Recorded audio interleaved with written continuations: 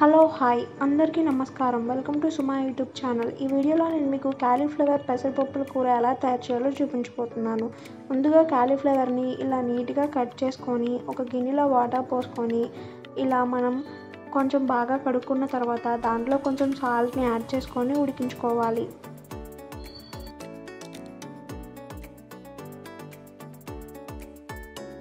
Cauliflower ముక్కలు ఉడికేలోపు మనం ఒక ఉల్లిపాయ, ఒక 5 వెల్లుల్లిపాయ రెబ్బలు, ఇంకా కొంచెం అల్లం, 3 పచ్చిమిరపకాయల్ని ఇలా దానికి పేస్ట్ చేసుకొని మనం ఇలా రెడీగా ఉంచుకుందాం.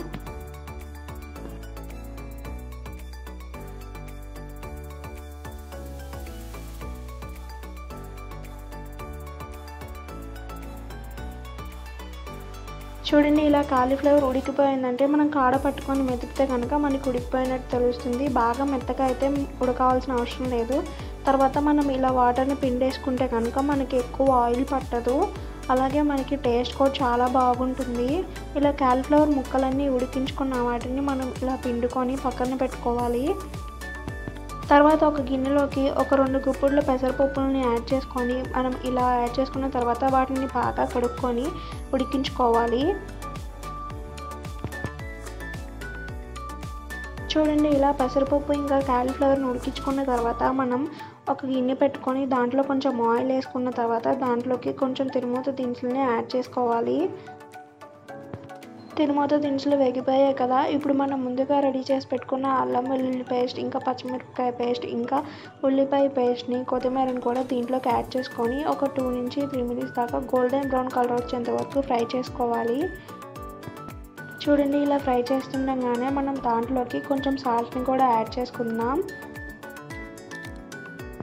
ఇలా సాల్ట్ని కూడా యాడ్ చేసుకున్న తర్వాత ఒక 2 మినిట్స్ మనం ఫ్రై చేసుకోవాలి. అల్లం వెల్లుల్లి పేస్ట్ పచ్చివాసన పోయేంత వరకు కొంచెం గోల్డెన్ బ్రౌన్ కలర్ వచ్చేంత వరకు ఫ్రై చేసుకుంటే సరిపోతుంది. ఇది కొంచెం ఫ్రై అయిపోయాయి కదా, ఇప్పుడు మనం దీంట్లోకి కొంచెం సాంబార్, ఇంకా మనం దీంట్లోకి కొంచెం గరం మసాలాని కూడా యాడ్ చేసుకుందాం. మనం ముందుగానే ఇవి యాడ్ చేసుకోవాలి, ఎందుకంటే తర్వాత మనం కలుపుకుంటే అవి విరిగిపోతాయి కాబట్టి మనం ముందుగానే ఈ మసాలా స్పైసెస్ అన్నీ యాడ్ చేసుకొని బాగా కలుపుకొని కొంచెం ఉడికించుకున్న తర్వాత మనం ముందుగా రెడీ చేసి పెట్టుకున్న కాలీఫ్లవర్ ఇంకా పెసరపప్పుని దీంట్లోకి యాడ్ చేసుకోవాలి.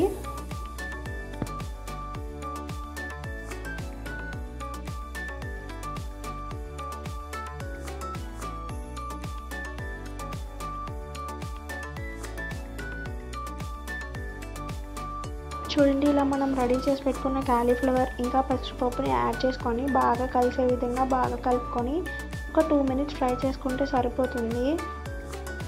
ఇలా ఫ్రై చేసుకొని దించుకొని సర్వ్ చేసుకుంటే ఎంతో రుచికరమైన కాలీఫ్లవర్ పెసరపప్పుల కూర రెడీ అయిపోతుంది. చాలా అంటే చాలా టేస్టీగా ఉంటుంది. ఒకసారి ట్రై చేసి చూడండి. ఈ వీడియో మీకు నచ్చినట్లయితే లైక్ చేయండి, షేర్ చేయండి, సబ్స్క్రైబ్ చేయండి. Thanks for watching.